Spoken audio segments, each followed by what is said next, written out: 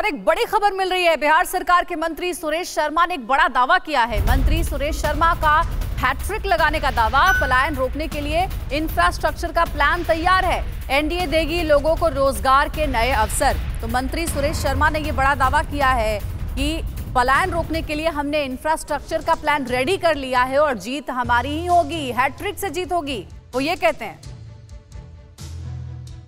बिहार सरकार के शहरी विकास मंत्री सुरेश शर्मा अपने परिवार के साथ वोट करने के बाद अब बाहर निकले हैं। शर्मा जी, आपको कहा जाता है कि आप बिहार के सबसे अमीर मंत्रियों में शुमार हैं। आपका शहर है और मुजफ्फरपुर में हम लोग हैं, लीची सिटी के बारे में, लीची लैंड करके भी इसको कहा जाता है। क्या कुछ आपने ऐसा किया है कि आपको लगता है कि तीसरी बार आप जीत हासिल करेंगे? देखिए, हमने इस शहर को, जो शहर बहुत गर्दिश हालत में था, उसको स्मार्ट सिटी बनाने के लिए हमने प्रयास किया और केंद्र सरकार इसको स्मार्ट सिटी के लिए फंड दिया है। 2000 करोड़ रुपया जो मिला है वह सही ढंग से खर्चा होगा। बढ़िया स्टेडियम, बढ़िया बस स्टैंड, बैरिया, अच्छी तरह से सिकंदरपुर झील और सारी सड़कें बनेगी, चौड़ीकरण होगा, ट्रैफिक कंट्रोल होगा और सबसे बड़ी चीज है कि यहाँ लॉ एंड ऑर्डर पहले से बहुत बेहतर हुआ है। तीसरे चरण के चुनाव में बिहार में मतदान जारी है और इस बीच हमारे संवाददाता विपिन चौबे मुजफ्फरपुर के मतदान केंद्र में मौजूद हैं। आइए देखते हैं विपिन चौबे की ग्राउंड रिपोर्ट को।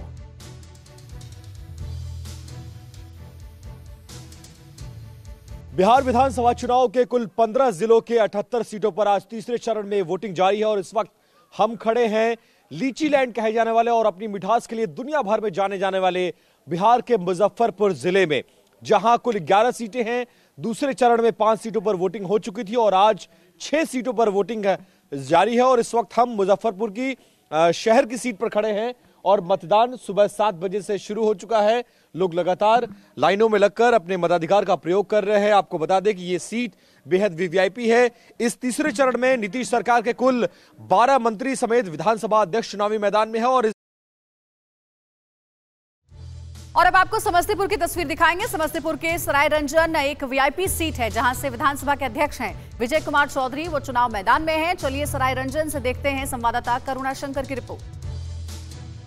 ये पोलिंग स्टेशन है सरायरंजन का और जैसा कि आप देख पा रहे हैं पोलिंग बूथ पर सुबह से लंबी कतार है, महिलाओं की, पुरुषों की लंबी कतार इस वक्त आप देख पा रहे हैं और 7 बजे से ही काफी उत्साह मतदाताओं के अंदर नजर आ रहा है। और सबसे खास बात यह है, इस तरफ भी आप देखिए मनीष, इस तरफ भी आप देखिए, वहां पर भी आप लंबी कतार देख रहे हैं जो पोलिंग बूथ है। और सबसे खास बात यह है कि जैसा कि इसके पहले भी दोनों चरणों में हमने देखा, जो गाइडलाइंस जारी की गई है, ग्लव्स और सैनिटाइजर का बकायदा इंतजाम किया गया। जो भी मतदाता यहां पर पहुंच रहा है, ग्लव्स और सैनिटाइजर, पहले सैनिटाइज करके फिर उसको ग्लव्स दिया जाता है और इसी के बाद फिर वो आगे जाते हैं, अपने मताधिकार का इस्तेमाल करते हैं। देखिए, अगर सरायरंजन की बात की जाए तो यहां पर जो मुकाबला है वो बेहद दिलचस्प है।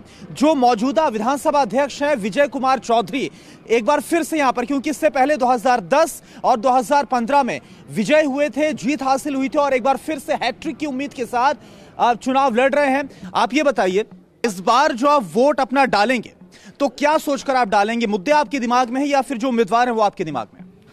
जी, ये डालना है कि शिक्षा के लिए प्रतीक डालना है और काम के प्रतीक डालना, मजदूरी बहुत ही है और ये सब देखते हुए डालेंगे।